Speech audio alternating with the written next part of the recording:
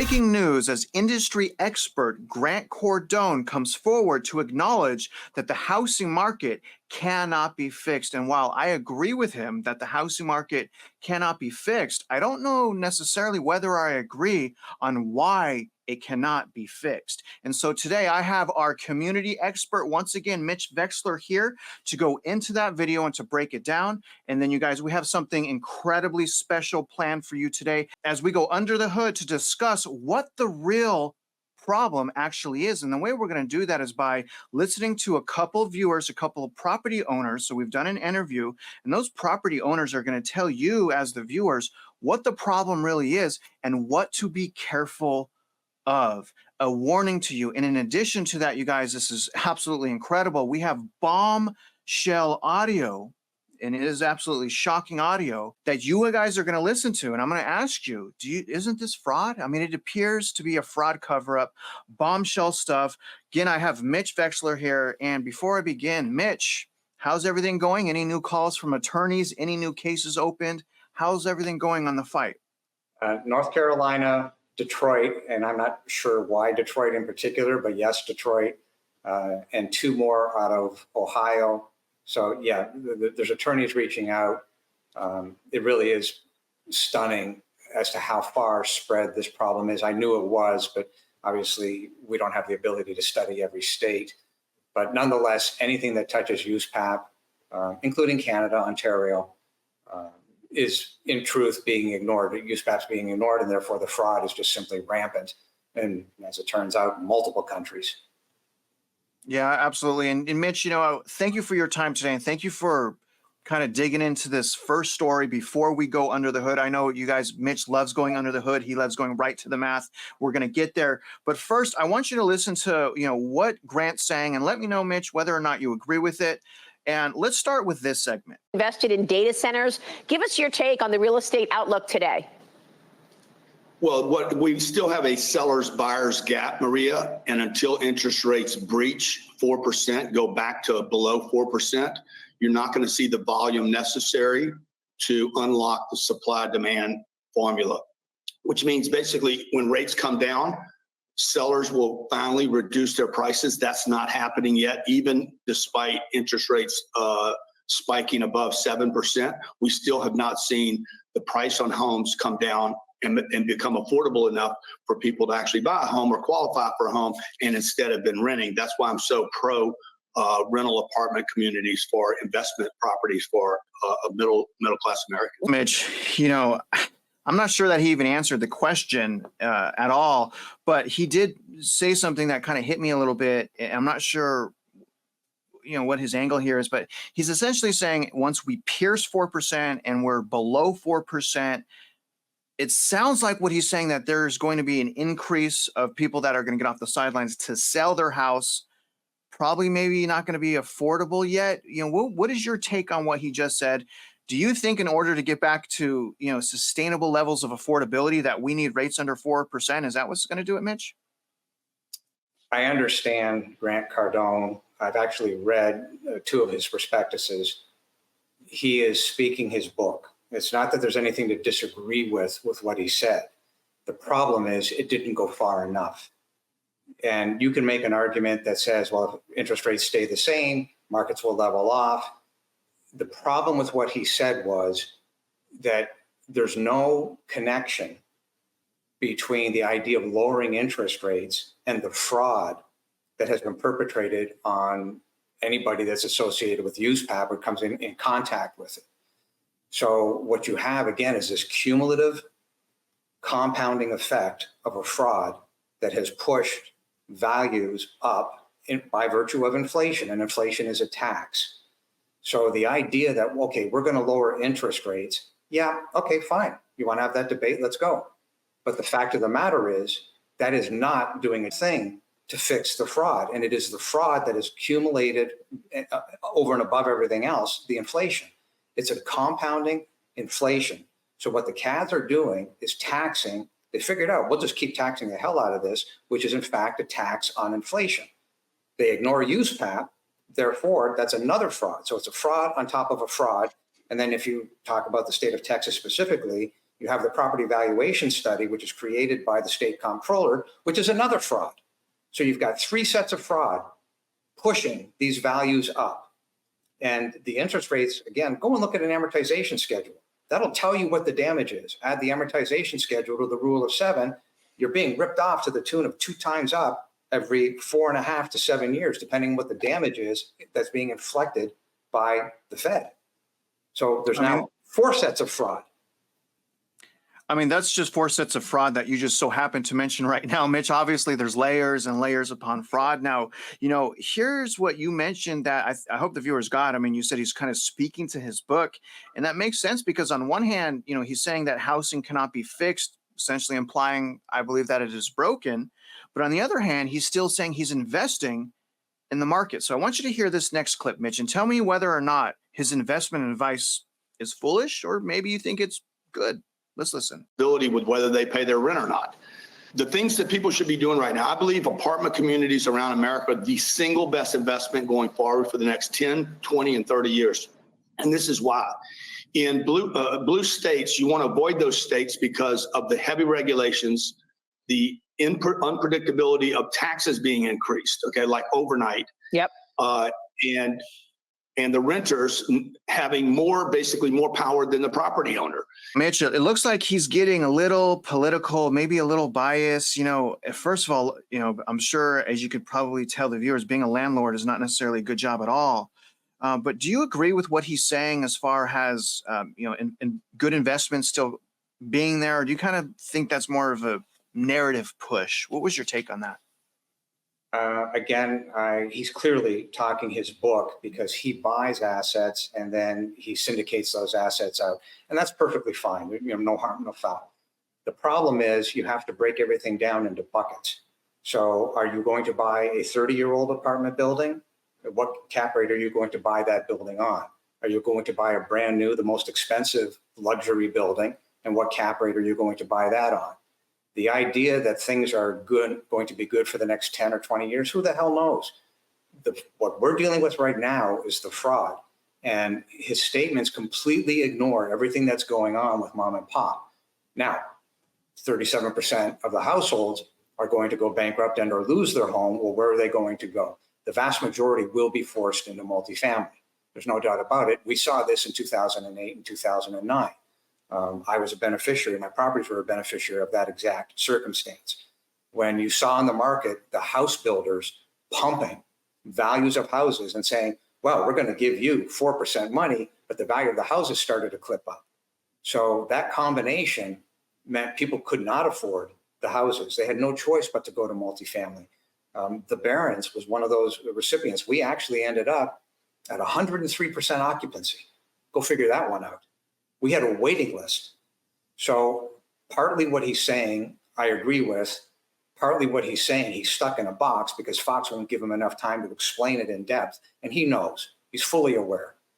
But we have the benefit here in these videos of being able to break this down and explain it so that everybody understands what's happening around them. And so, yeah, I hear what he's saying. Nobody knows what the benefit is in terms of construction costs. Myself, my company, as a builder, developer, am I looking to jump out there? No, right now, I'm not under construction. The reason why, in reality, are these CADs. I cannot expose my company to something that I know is abject extortion. I'm not going to get involved with it. I'm not going to go and drop $5 million in parts on the ground in the first 60 days, only for a CAD to show up and say, well, you've got $5 million in 2x4s out there. Pay the tax on it. I'm sorry, that would be the equivalent of a sales tax. You understand the problem? Every time the plate is straight up extortion. And that's what they're doing to mom and pop. Well, Mitch, I don't know that he would agree. Let's listen to what Grant thinks that the problem is. In the needs and demand for more electricity. These are basically empty boxes that support chillers and electricity. But housing cannot be fixed in this country, no matter what anyone does. There's no such thing as affordable housing. Every major city, San Francisco, New York, Chicago, all these cities that talk about affordable housing, the housing has become less affordable. In fact, the top 15 markets in the country are all blue states where the housing gap, the mortgage the gap between the mortgage and the rent is double today, and it will continue to get wider and wider until interest rates get lower. Hopefully Donald Trump gets in there in a year from now. I predict that we'll see a 2% interest rate, and we'll see housing rocking again in this country. Sounds like, Mitch, he's saying that in order for housing to come back to balance, we need low rates and for Trump to get elected. Now, we're about to go under the hood here, but as we transition now to looking under the hood, can you, and you have been, but is that the real problem, Mitch? Do you think that all of the situation that's going on here would be fixed depending on the president? No. Donald Trump will be able to blunt the problems that are coming. He cannot stop the problems that are coming. And clearly, I'm not trying to be political either side. I think the world knows where I stand. I'm the ultimate definition of an economic conservative. And the reality is that, as we explained yesterday, the definition of bankruptcy is when your liabilities exceed your assets.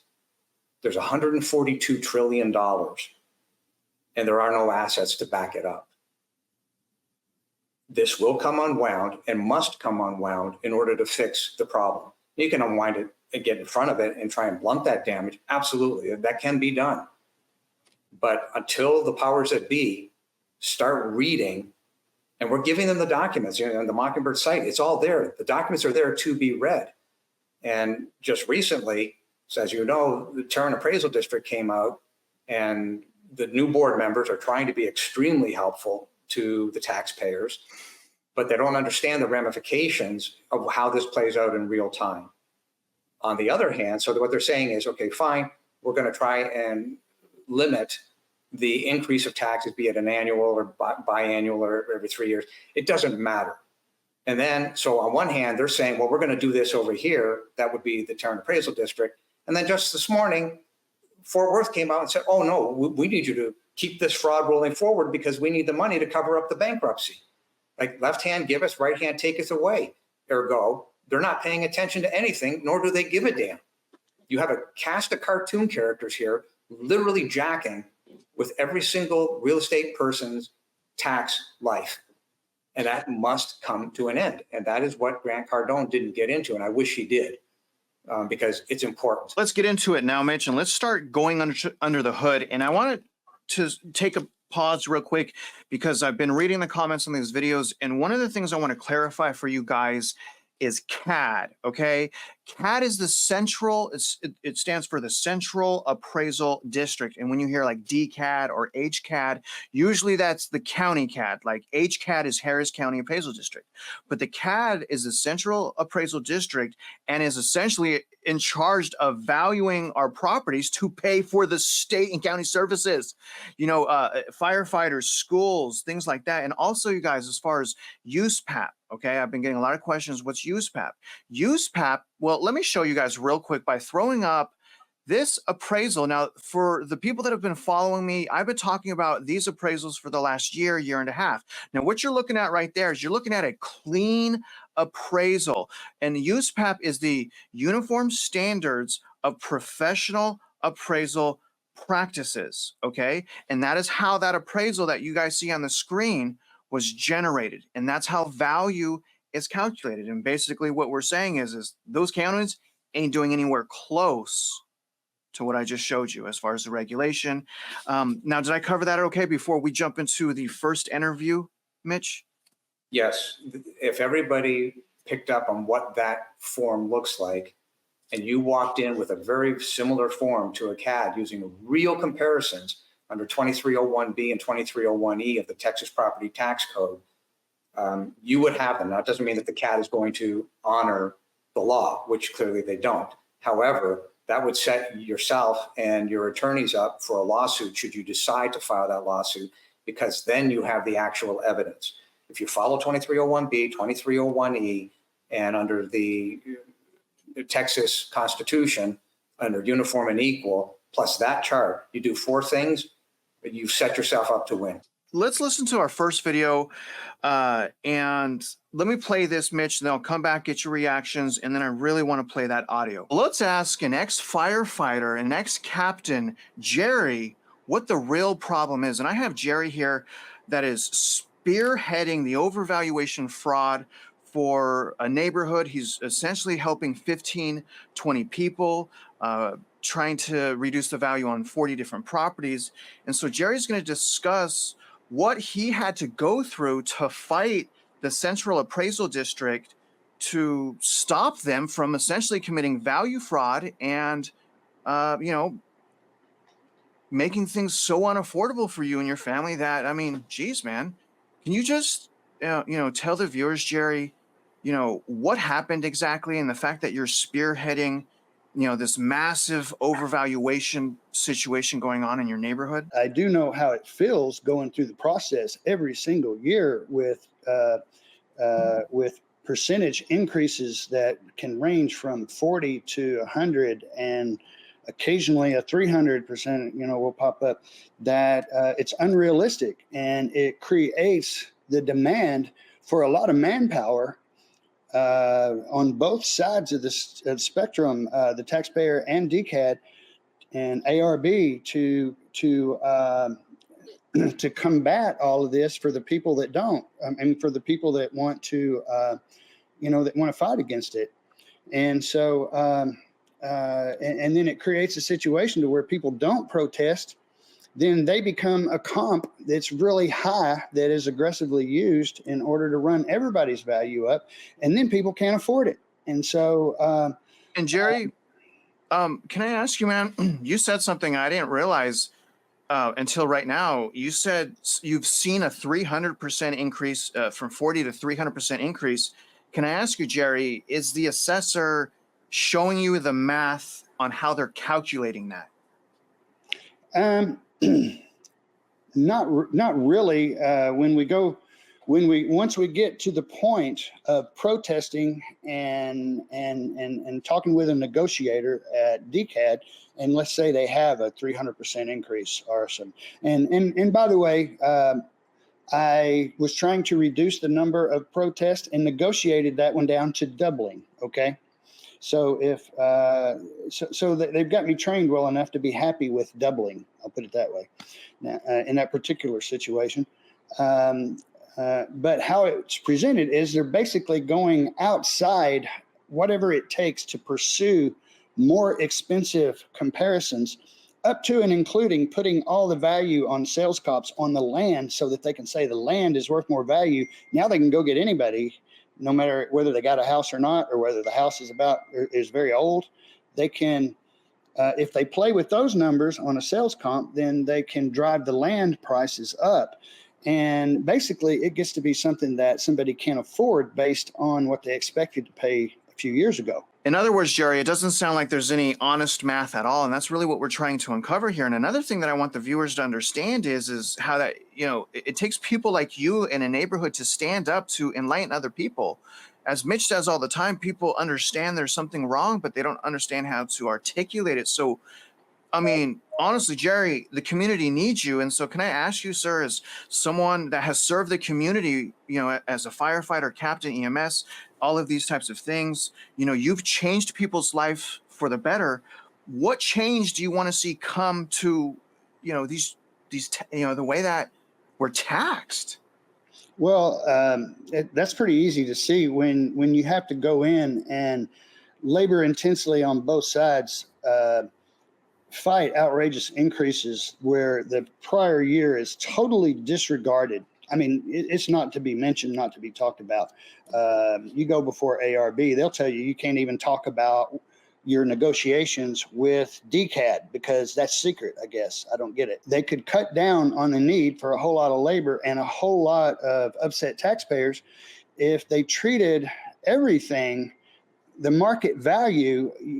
You can't have respect for the year before and then jump 60 to 300% and think that there's any regard for the year before, or think that there's any realistic changes that ever happened to that. So the caps that they have, like the homestead exemption at 10%, if that was placed on a market value, then the only people that would come in is who cares to fight 10%. Okay. And there's a lot of years you could justify 10% based on sales.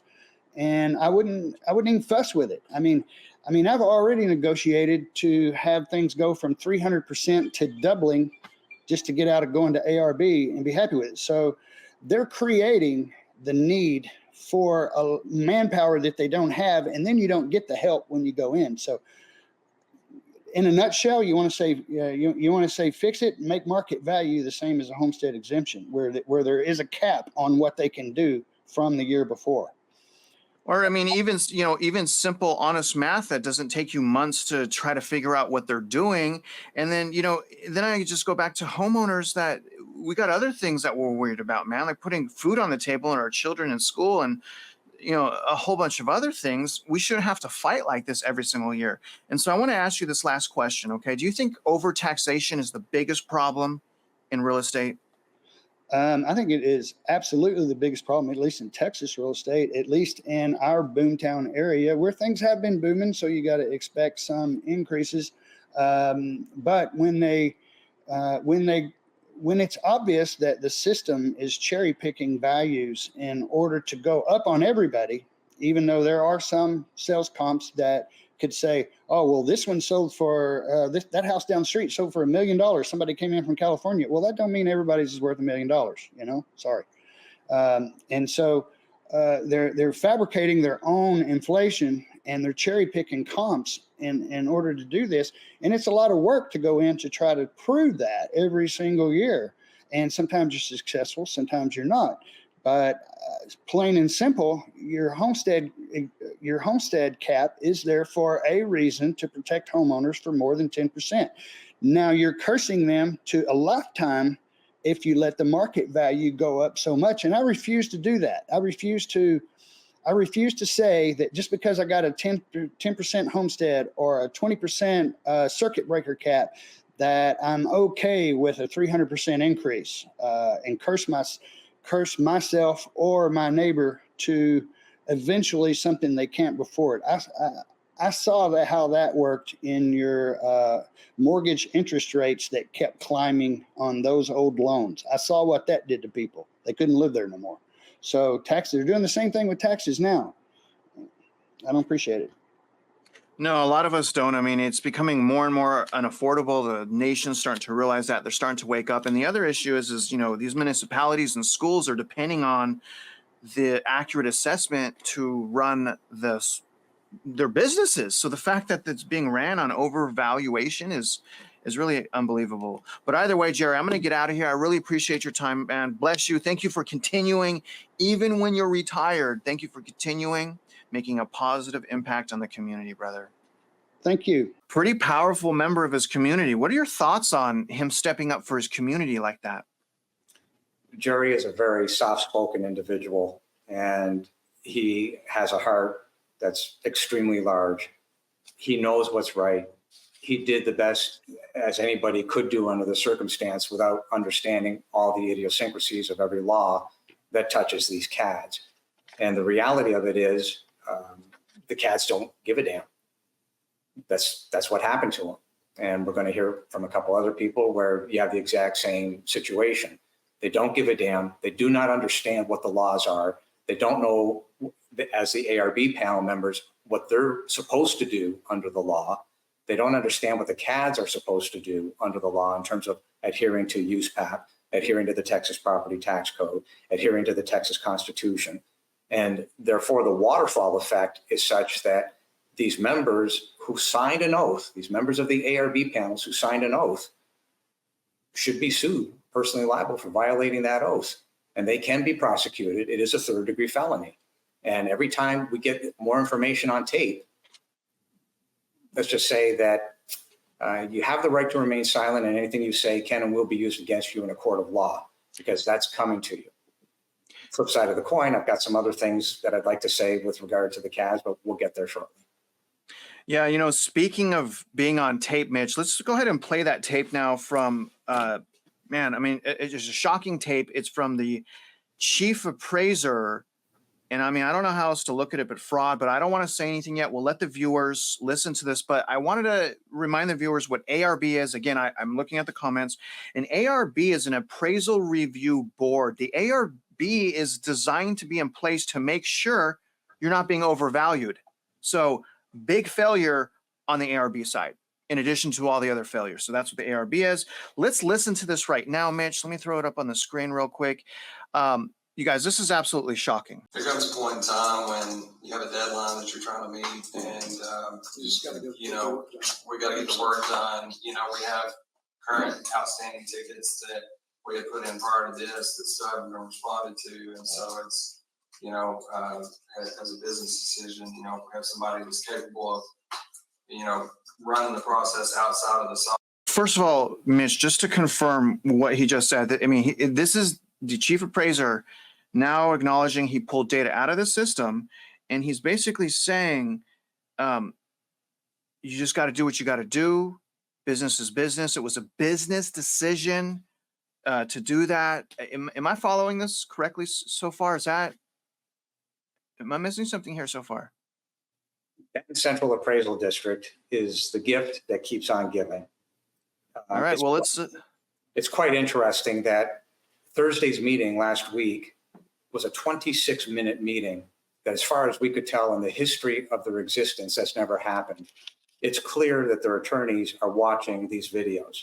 And it's also just as clear that their attorneys told everybody, shut the F up, because there was nothing said in that meeting last week. And that's, as far as we've been involved in this since 2016, that's never happened.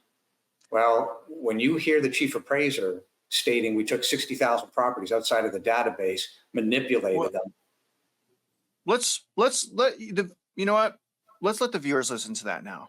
And again, you guys, this is the chief appraiser stating this on record. And remember, you guys, this is just a business decision. This has nothing to do with law.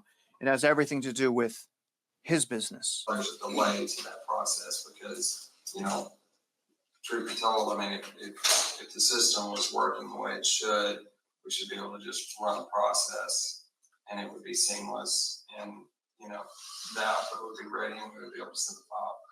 But that's not the case. Are we paying this vendor? It's our appraisal software.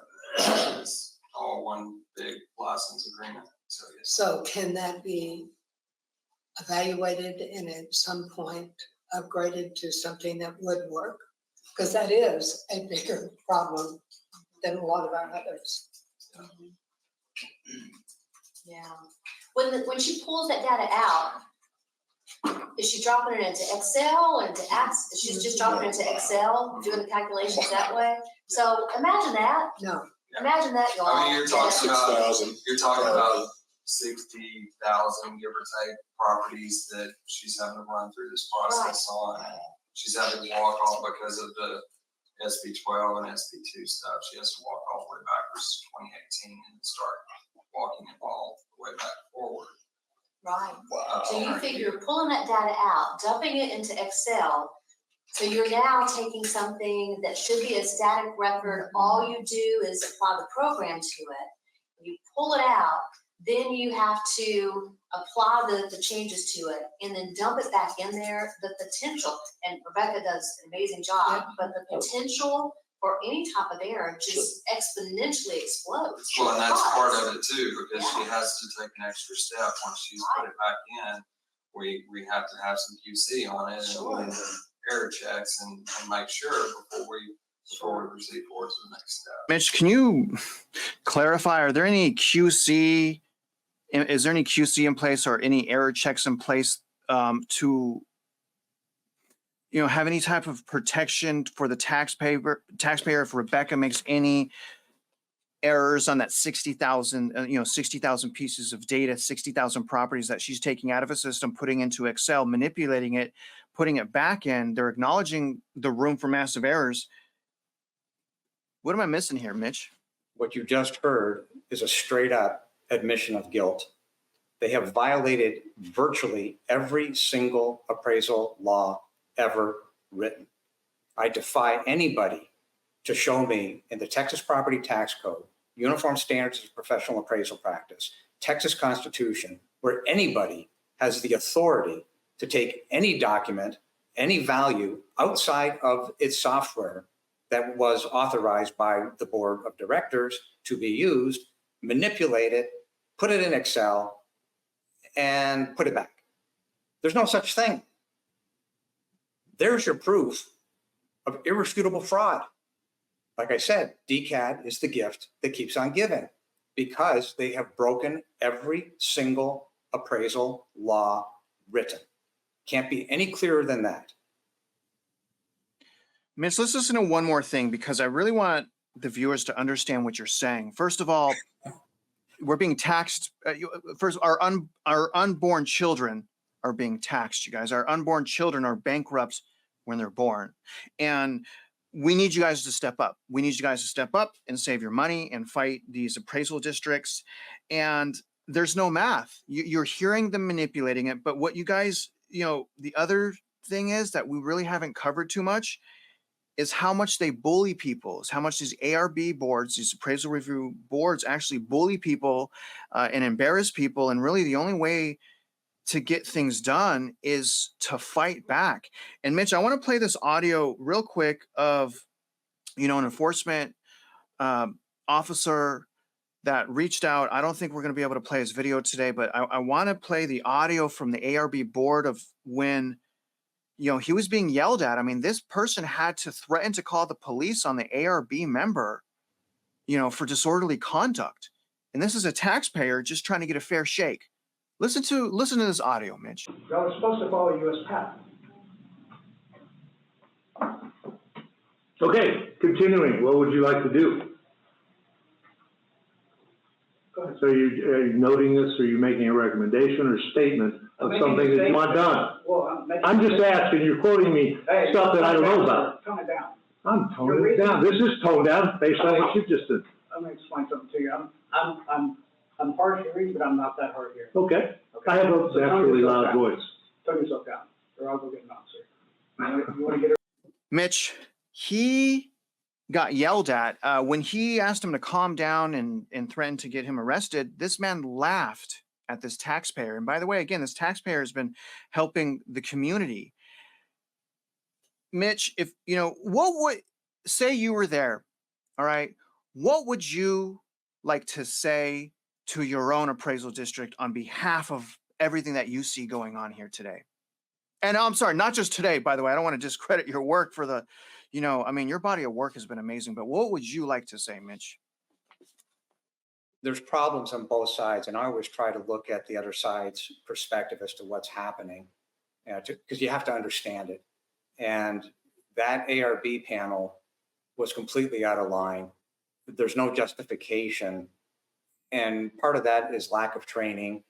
Part of that in reality is that I look at them as nothing more than a parrot without the benefit of intellect.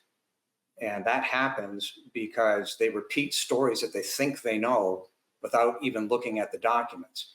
And yesterday I held up one page that had 67 documents on it that nobody's read. They haven't read USPAP. They haven't read the Texas Constitution.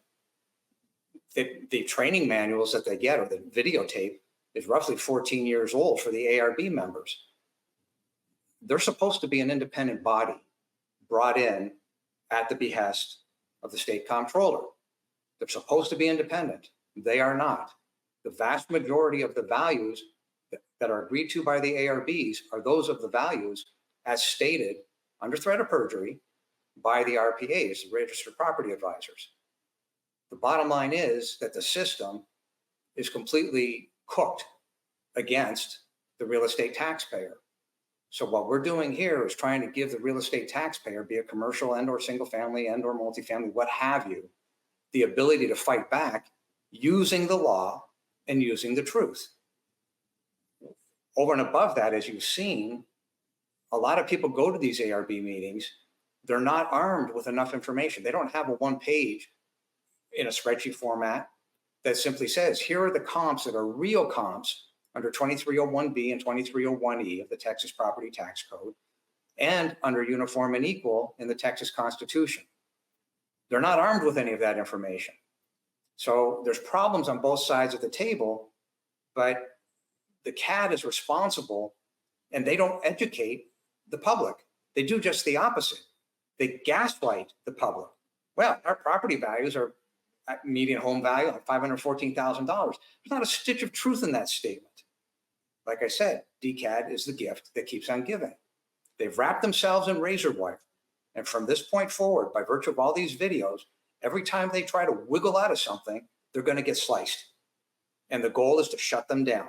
They do not deserve to exist. It is a criminal conspiracy to defraud the public, and they need to be shut down. And that is where Mr. Cardone should have gone. Now, he may not know it, but he does now. Yeah. Let me play for the viewers just one more part about that interview, and they're going to talk about what they believe the solutions are. And they may not be bad solutions, but they may be the wrong solutions. Let's hear. At home, very basic ideas of saving your money and ensuring that, you save first was sort of a fundamental in my household. But for me, it started with my mother. I don't know that that's going on enough. If you're not getting it at home, I don't think you're getting it at school either. No, you're definitely not. People are using credit cards. We have the highest credit card debt in the history of planet Earth and plastic at the highest interest rates in history. And yet people continue to use those as a solution to pay for things when they should be learning how to produce more income for themselves, which, by the way, there's endless opportunities, more opportunities today to produce extra revenue than there ever has been in history. Mitch, do you agree with those solutions? I mean, I would certainly say that there definitely is a huge lack of financial education in the community, in the homes, with schools. And, I would also say there's a huge lack of, credit card knowledge, and credit cards actually is a huge financial trap. What could you add to what they were suggesting the solution would be as far as on the consumer front? The consumers know to step up, sign the protest. It is in the description. Take 10 seconds, guys. Join the movement, join the solution. But Mitch, what are some of the other things that you think that normal everyday consumers can do to get ahead of this, if anything? Getting rid of credit card debt is job one because the interest rates are off the charts. And you'll find that without credit card debt, you start to get clarity of mind. And clarity of mind will help you get through these other problems. The issue with, there's no solution other than bankruptcy in many cases, but you can deal with the problems. But again, not getting in under the hood enough, from what Mr. Cardone was saying, is that you have people, i.e. 37% of the population, household population, are going to lose their home and or go bankrupt. Well, in that number is a very interesting problem. So you have all these people that may have 1, 2, or 3 jobs. So the idea when somebody says, well, you can go and create another job, or there's multiple opportunities out there, it's a full circle problem in that if they don't have the knowledge to protect themselves against credit card debt and understand why your balanced books must be balanced, how do you expect them to go and start a company without money or capital or an idea or an infrastructure under them? So in other words, it's a hollow statement. It's placating the public without getting to the fact of the matter. And just recently, I want to point out that it's not just somebody who owns a $300,000 home. We have a subdivision. It has expensive homes, $1.5 million, $2 million. And we lived through this problem back in 2008. We had 30% of the houses go up for sale because even as what you would think are, quote, millionaires, the truth of the matter is they're no better than the people who have all the credit card debt. It's just a different scale. But the reality is they don't know how to handle it, and they got into trouble. And coincidentally, that was about 30%. So that 37% median household income, median appraised household value that's going to lose. Well, that's pretty close to the 30% that we suffered in 2008. And we're starting to see that now. We have people in that particular subdivision, 3 of which right now, that's 10%, that are going to have to sell their homes because they can't afford the homes. Well, why can't they? What happened? If mom loses a job or dad loses a job, There's not enough income in that property to sustain the maintenance, let alone the real estate taxes. The two things can't exist on the same planet. The books aren't balanced. And that is really the underlying problem with what Mr. Cardone was saying. It's not what he said, it's what he didn't say, it's what's missing. And that is when you get in under the hood, you start to get to the truth. Well said, sir. And I hope you guys understood what Mitch just said. I mean, you could be low class, okay, just you own one house. That's a $300,000 house. But if you are living the right way, you eventually pay your house off. We could be more successful than millionaires. The millionaires are this close, some, a lot, are this close to financial wreck because it has more to do with you as a person and how you're spending than drowning in debt. In today's world, living with clarity of mind is more important. And there are many more people that live in $300,000 and $400,000 homes than there are people who live in $1 million homes. You're much better off. Stop following Joe Smith next door. Get that debt gone, because this system will collapse. It has no choice. I mean, we showed that in the video with $142 trillion of debt. This cannot be retrieved. Can it be somewhat blunted? Sure. But the politicians aren't going to blunt it. They're just going to, just like they did in Fort Worth, they're going to insist, give us more money so we can cover up the bankruptcy. And that is a compounding, cumulative circle straight into hell. Yes, sir. But it does start with awareness, guys. And Mitch, again, thank you for your time. We're going to get out of here. We kept you guys, for a little while tonight. Hopefully you guys got overwhelming value. Comment below. Let us know what you think. And if you're out there investing in real estate, you guys already know we wish you luck and we hope you win.